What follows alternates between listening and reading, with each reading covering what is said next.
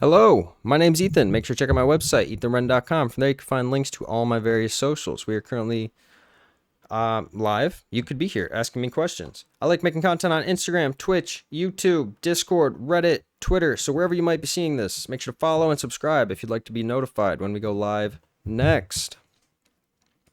As you can see here, this is my website. If you come to my website, ethanren.com, at the top, you can push the blog button. It'll pull up a bunch of different articles about a bunch of different things, whether it be finance, investing, gaming, fashion, technology, all of these different topics.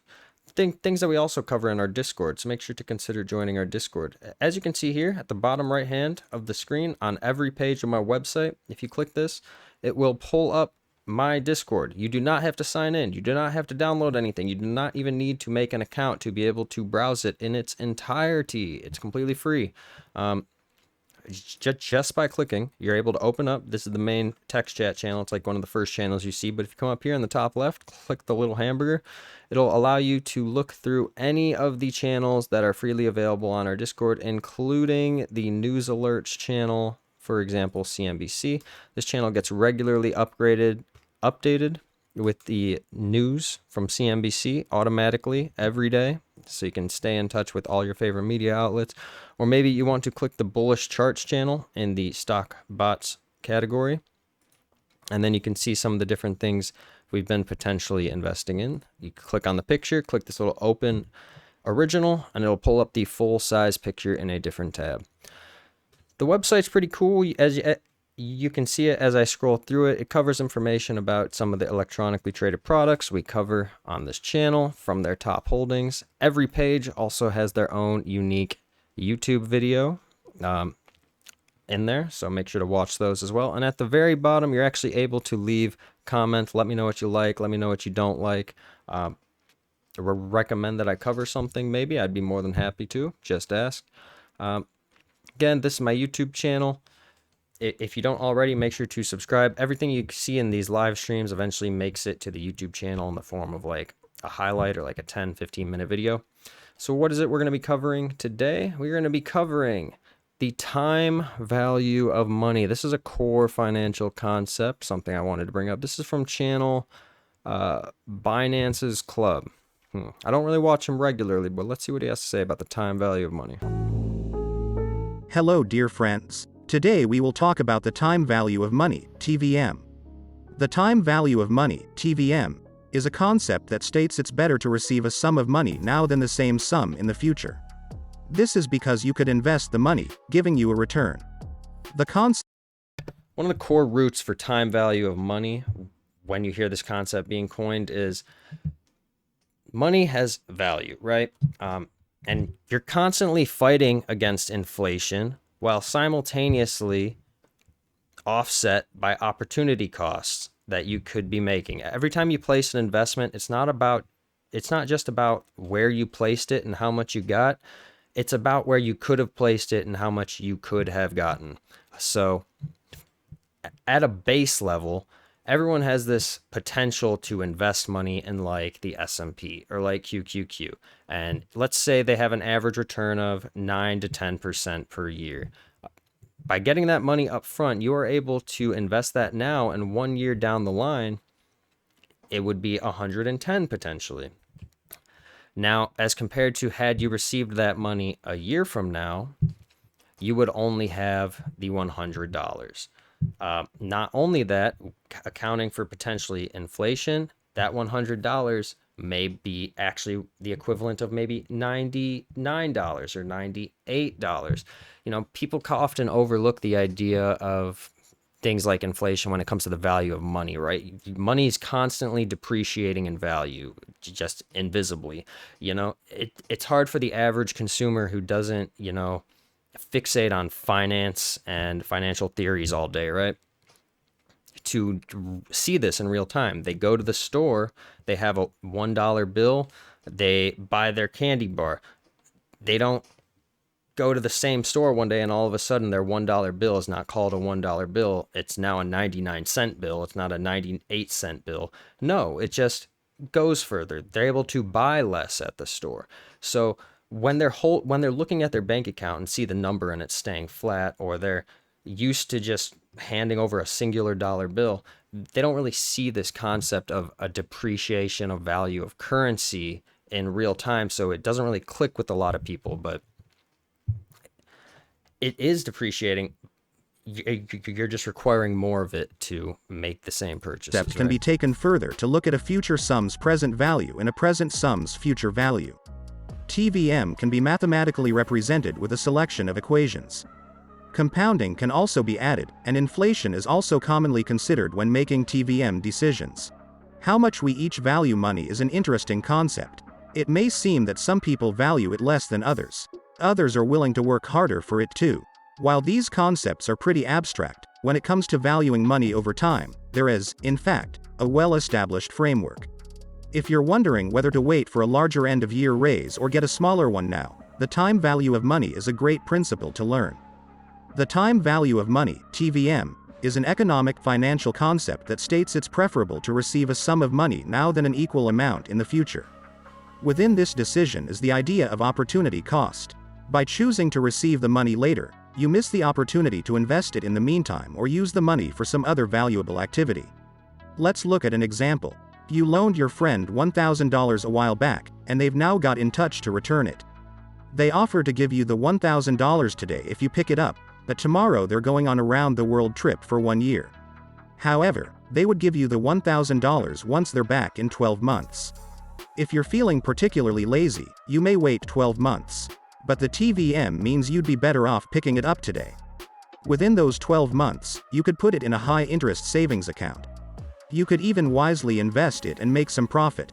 Inflation would also mean that your money is worth less 12 months into the future, so relaying off what he was saying, you can really think of the time value as money, almost synonymous as opportunity cost, what you could have done with it now. If you had the choice between getting $100 now or $105 in the future, you might think, well, if I just wait, it sounds like a pretty risk-free investment. I'm getting an extra $5. If I were to put that into bonds, it would give or take, be similar, maybe less, right? Be similar. But you also got to forego this idea that, well, if you had taken the $100 now instead of the $105 in the future, you could have maybe, again, put that in like an index fund or something and turned it into $110 over the same time period. So this is where that time value of money thoughts kind of start to come in when you're making you're actually being paid less in real terms. An interesting question to consider is, what would your friend have to pay you in 12 months to make it worth the wait? For one thing, your friend would at least need to offset the potential earnings you could make in the 12 months waiting period. We can summarize this whole conversation neatly in a succinct formula known as the TVM formula. But before we jump into that, we need to get some other calculations out of the way first: the present value of money and the future value of money. The present value of money lets you know the current value of a future sum of cash, discounted at the market rate. Looking at our example, you might want to know what the $1,000 from your friend in 1 year is actually worth today. The future value is the opposite. It looks at a sum of money today and calculates what its worth will be in the future at a given market rate. So, the future value of $1,000 in a year would include a year's worth of interest. The future value, FV, of money is simple to calculate. Let's return to our previous sample, and we'll use the interest rate, 2%, as the possible investment opportunity at hand. The future value in 1 year of the $1,000 you receive today invested would be like on screen now. Click pause video for looking detailedly. Imagine your friend now says their trip will be 2 years. The future value of your $1,000 would be like on screen now. Note that in both these cases, we've assumed compounding interest. It's also doing good by realizing that your opportunity cost, for example, like investing in the market, would consist of compounding interest, right? So that amount every year is going to be greater and greater, right? You have initial investment, 1 times rate, and then period to get your future value. We can generalize our future value formula as like on screen now, where I equals initial investment, R equals interest rate, and N equals number of time periods. So why might we want to know the future value? Well, It helps us plan and know what invested money today may be worth in the future. It also helps us with our previous example, where a decision needs to be made to take some amount of money now or another sum later. Calculating money's present value, PV, is similar to our future value calculation. All we're doing is trying to estimate what an amount in the future would be worth today. To do this, we reverse the calculation for future value. Imagine that your friend tells you that after a year, they'll give you $1,030 instead of the original $1,000. However, you need to figure out whether that's a good deal or not. We can do this by calculating the PV, assuming the same 2% interest rate. Here, your friend is actually offering you a good deal. The present value is $9.80 more than what you would get from your friend today. In this case, you'd be better off waiting 1 year. Let's look at the general formula for calculating PV. As you can see, FV can be rearranged for PV and vice versa, giving us our TVM formula. Our PV and FV formulas provide a great framework for discussing TVM. We already introduced the concept of compounding, but let's expand it further and see how inflation can also affect our calculations. Compounding has a snowballing effect over the years. What starts as a small amount of money can become much larger than an amount with only simple interest. In our established model, we looked at compounding once a year. However, you may compound more regularly than that, say every quarter per year. To build this in, we can adjust our model slightly. Where PV equals present value, R equals interest rate, T equals number of compounding period per year. Let's plug in our 2% per annum compounded interest rate given once per year on $1,000. This is, of course, the same as what we calculated earlier. If, however, you have the chance to compound your earnings 4 times a year, the result is greater. An increase of 15 cents may not look much, but with larger sums and over longer time periods, the difference can become large. As of yet, we've not factored inflation into our calculations. What good? And I know he's only using 2% for his examples to make it pretty simple to understand. He's only using 2%. In the real world, you would probably use like a benchmark like the S&P 500, and that would be closer to maybe 9 to 10%. Now, let's say you're a company, for example, like Microsoft, right? Microsoft has enormous profit margins of like what, 30, 40%. Most companies will have something that they call like an IRR, which is like an internal rate of return. So far, we've been thinking as like an investor, right? It's like, oh, if I get the money now, I can put it in the S&P, I make 9% a year. Okay, this makes sense. This makes sense. If you're a company, for example, who produces positive profit margins, you know, we often refer to stocks as like methods of making money. You own the rights, you own the employees, you own the machines, you own the intellectual properties, all of this.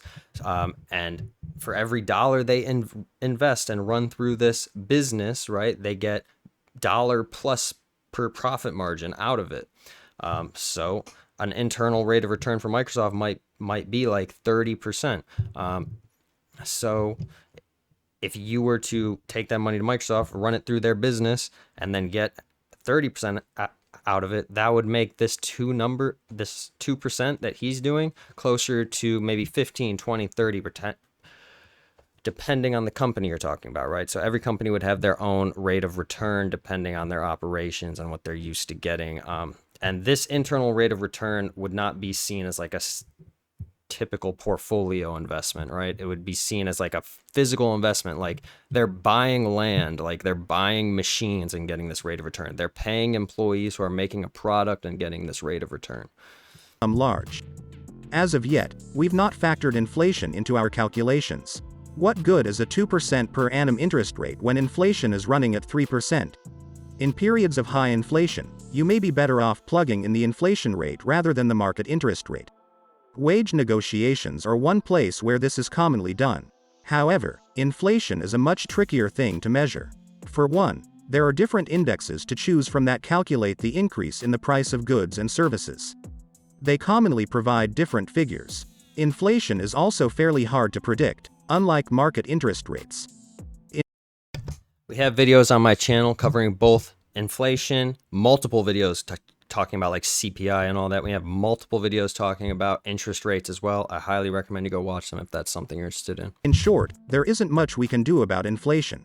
We can build into our model a discounting aspect for inflation, but as mentioned, inflation can be wildly unpredictable when it comes to the future.